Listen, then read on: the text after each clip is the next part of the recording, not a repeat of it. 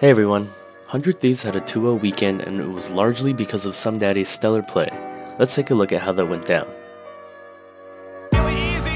Chops it up, picked up by Cody, a second kill as well. And it's now Clutch Gaming right and forced one away as they're losing every player on there to the front line. Looking for Solo. A lot of damage on him, does not have the revive just yet. Tyson just barely gets it in time. And looking for the play as Afro forced to run back. Although the focus is on the hypercarries mid being funneled gold in these funnel compositions, I feel that the real difference maker is in the top lane. A hypercarry's effectiveness in these funnel compositions is largely determined by how well a team can set up fights together, rather than the hypercarry's individual play.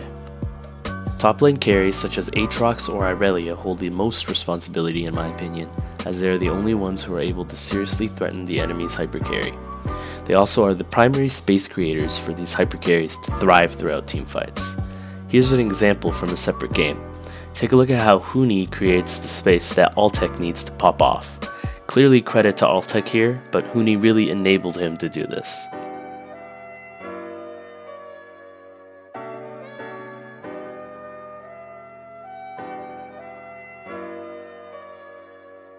For Ssumday's games against Clutch and Optic this weekend, he played Jax and Gangplank, two strong classic picks against hypercarries. In his first game against Clutch Gaming, he had to deal with a lane counter in Aatrox, who kept him pushed in the entirety of laning phase. On top of that, his team was running a funnel composition, so he was getting little to no help. Despite this, he keeps up relatively close in farm and is able to protect the tower well. He is also hyper aware of how the map is progressing and identifies this dive before it happens, preventing it from happening. I will say that I feel Lyra could have really pressured the top side a lot more and used Solo's pressure much earlier, but nonetheless, Ssumday is playing a really great defensive game. Ssumday waits patiently for his power spike in Triforce before fighting at all, and is given an opportunity to take over when Meteos shows up for this gank. From this point forward, Solo no longer has decisive 1v1 pressure, and Ssumday begins to slip away and take over the entire game.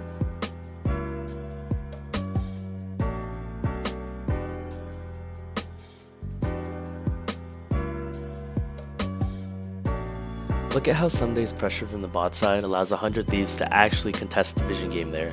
He makes really good roam timings, and here he's able to clear 3 of Clutch Gaming's control wards in the bot side. He constantly generates pressure from the bot side, although there is an outer tower imbalance in the bot lane. A fight breaks out in the mid lane, and Solo makes a good play off Hakuo's root.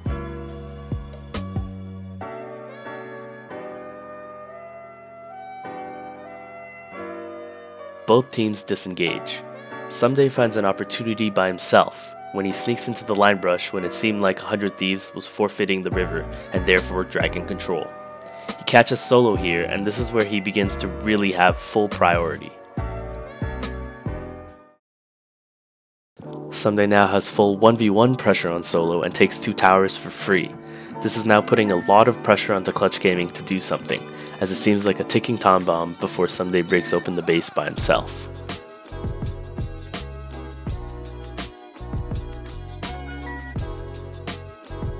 Clutch hang on by stealing Baron from 100 Thieves. Then Afro gets a little antsy and looks for this play onto Apollo, who reads it well.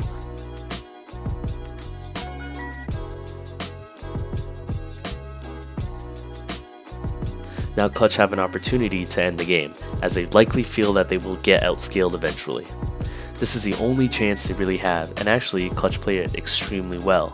It's looking horrible for 100 Thieves, until Ssumday pops off with this huge game-saving 4-man stun.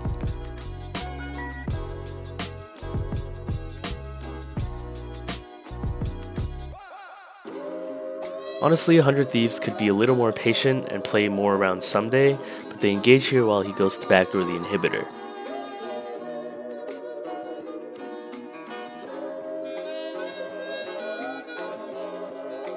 He TPs in and cleans up the final fight needed to win the game.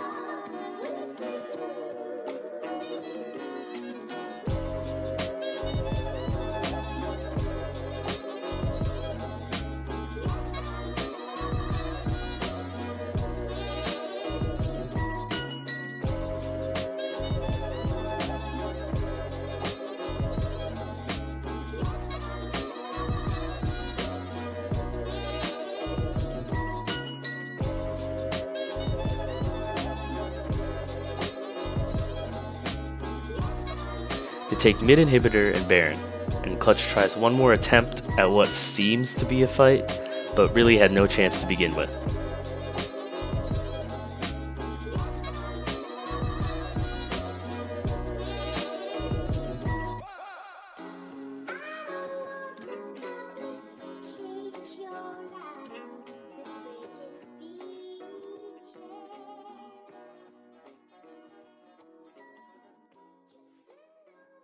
He ends the game with 12 kills, and he's deathless.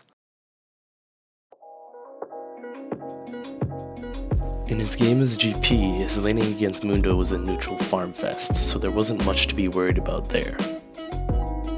Ssumday ults the wave here to deter Optic's dive.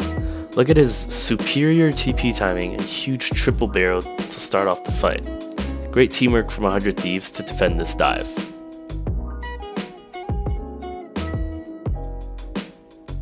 Similar to the game against Clutch, Optic somehow allows Ssumday to split and take 2 towers for free.